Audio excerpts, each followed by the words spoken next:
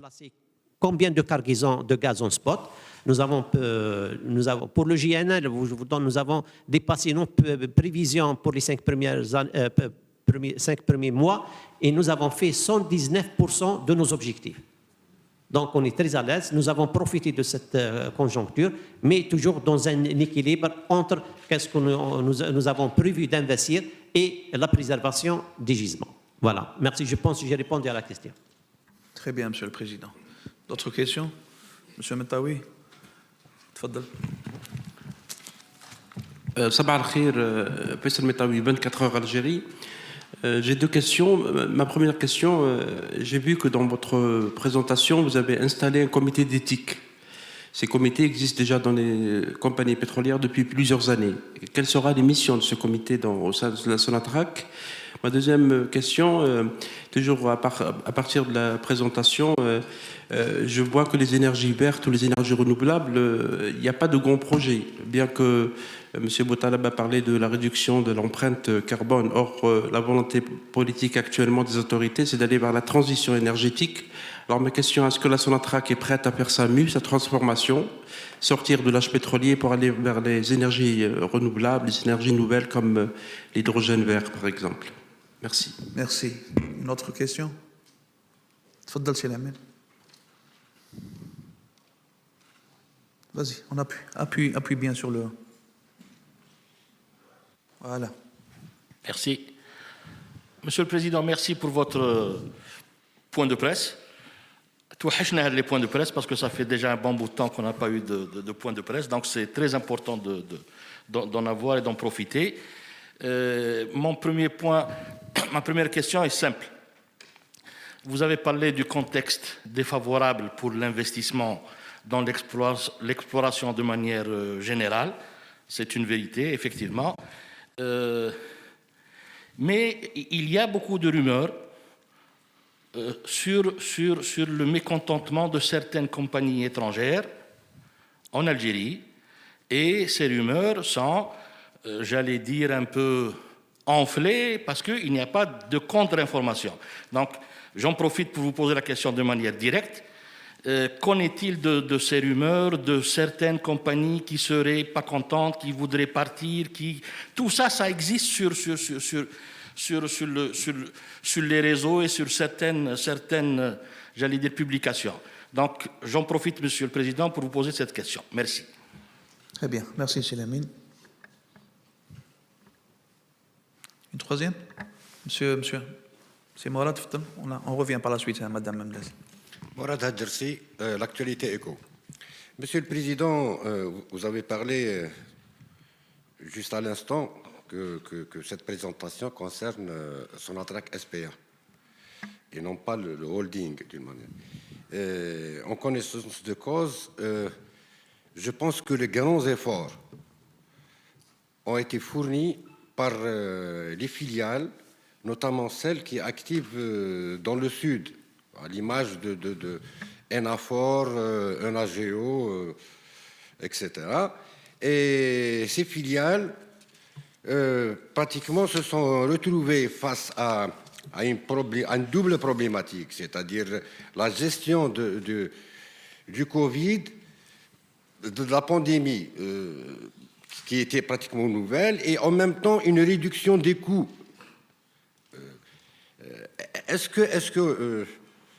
C'est-à-dire, je m'attendais à la limite au moins à un hommage à rendre à ces gens-là, à ces filiales, parce que je pense que c'est la locomotive du groupe. Merci, monsieur. Tfaddal, Monsieur le Président.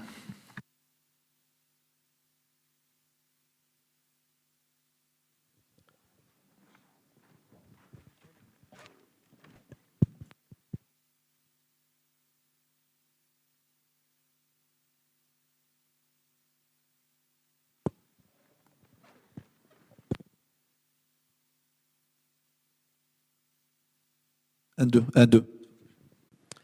Merci. Pour La première question concernant l'installation du comité éthique, vous le savez très bien, au niveau de l'organisation, ce comité il existait dans l'organisation de Sonatrach depuis 2011 et n'a pas été installé. Donc nous avons pris l'initiative et peut-être même le courage de l'installer. Donc pour ces missions, c'est de renforcer les pratiques éthiques au niveau de l'entreprise. Sans détailler plus, je pense c'est ça notre objectif aujourd'hui, c'est donner une autre image de Sonatrach. Monsieur le président de ce comité, peut-être il va intervenir pour vous donner plus de détails. Ce que nous avons fait, puisqu'aujourd'hui le groupe et le comité a été installé, il est en train de travailler sur pas mal de dossiers, donc notamment la politique éthique au niveau de l'entreprise. Et peut-être dans les prochains jours, on va signer la nouvelle politique éthique au niveau de l'entreprise. Donc plus de détails, on va vous donner par le président de ce comité-là. Concernant la transition énergétique, vous le savez très bien, Sonatrach s'inscrit pleinement dans le programme national. Mais on doit faire la différence. Aujourd'hui, Sonatrach, et nous sommes convaincus qu'on doit s'inscrire dans ce processus, mais pas comme les sociétés peut-être internationales.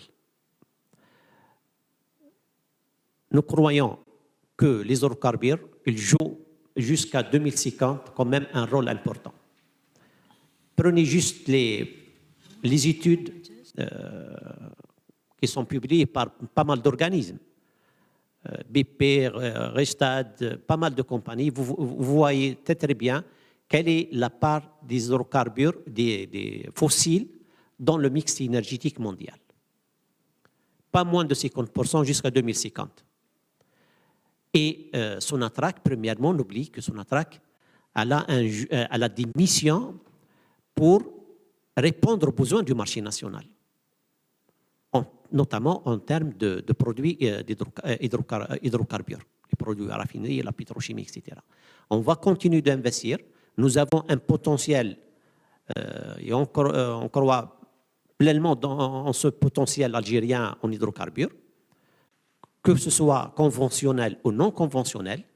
Donc, Sonatrach, elle étudie comment s'inscrire dans cette transition. Bien sûr, on ne va pas rester à 100% hydrocarbures. Premièrement, on va investir dans les énergies renouvelables, notamment pour la production de l'énergie dont elle a besoin Sonatrach, notamment pour ses installations industrielles, pour réduire la facture énergétique de Sonatrach et faire l'économie du gaz et de l'électricité qu'on est en train de les consommer, d'un côté. Deuxième côté, on est très conscient des enjeux internationaux aujourd'hui, notamment dans la recherche de nouveaux produits qui ont des empreintes carbone très très faibles, et on va y aller. Et d'ailleurs, nous avons signé pas mal de conventions et des mémorandums avec des compagnies reconnues pour travailler notamment pour le développement de ces projets. Notamment l'hydrogène, quel que soit le type d'hydrogène, bleu, vert, gris, etc. Donc on est en train de travailler dans ce sens. Probablement, peut-être dans les prochains mois, on va signer un projet pilote pour un projet hydrogène. Donc on va l'annoncer au moment opportun. On travaille sur les biocarburants et on continue notre effort pour soutenir les programmes nationaux en termes de photovoltaïque. Aujourd'hui, ce volet-là, il est pris en charge par tout un ministère et Sonatrach, elle continue de s'inscrire dans cet effort. Maintenant, je passe à la deuxième question sur, malgré personnellement, je n'aime pas répondre aux rumeurs. Les rumeurs restent des rumeurs. Mais peut-être si les gens ils font allusion à quelques décisions de quelques entreprises comme BP de partir de l'Algérie, juste j'invite nos spécialistes, nos journalistes, de suivre un petit peu l'actualité de cette et l'évolution de cette société depuis la nomination dans son dernier CEO. Donc, il a fait ces déclarations dans son programme, il est clair. Donc, BP, elle va se transformer totalement en société énergétique. Donc, ils vont quitter graduellement les hydrocarbures donc pour investir dans des énergies nouvelles. Donc, l'impact de ce départ, n'oubliez pas que ces pratiques de vendre les intérêts des sociétés l'un à l'autre selon leur stratégie, donc on ne peut pas imposer une stratégie ou une position à une entreprise étrangère. Ils visent la rentabilité, ils visent d'y aller réaliser leur stratégie. On ne peut pas les imposer notre point de vue, notre position. Ça, c'est clair. Sur le business, il faut le comprendre, c'est un business. Ils achètent, ils vont, il n'y a aucun problème. D'ailleurs, BP, elle va partir, il y a un partenaire qui va le remplacer, qui explique pourquoi BP, elle part, et pourquoi le nouveau partenaire, donc peut-être le nom, il est cité, je ne le cite pas, il est connu, pourquoi il continue d'investir dans les hydrocarbures. Il est convaincu que c'est rentable, l'avenir le pays, il l'intéresse, donc on continue de travailler ensemble, ça ne pose pas un problème.